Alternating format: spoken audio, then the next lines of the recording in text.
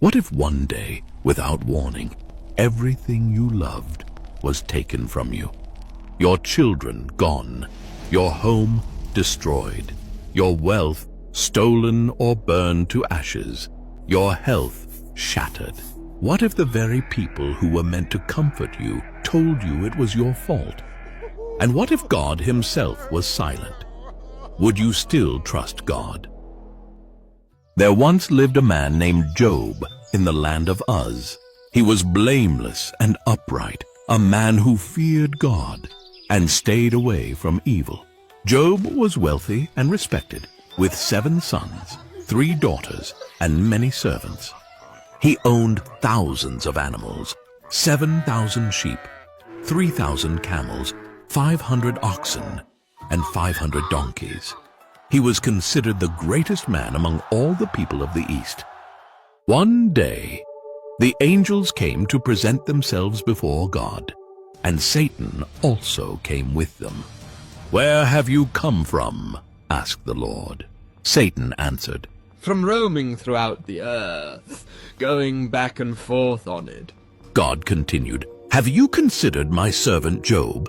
There is no one like him, blameless and upright, fearing God and shunning evil." Satan replied, "Does Job fear God for nothing? You've put a hedge around him and blessed him. But stretch out your hand and strike everything he has, and he will surely curse you to your face." God said, "Very well, everything he has is in your power, but do not lay a finger on the man himself." One ordinary day, Job was at home when messengers began to arrive, one after another, each bearing more horrifying news than the last.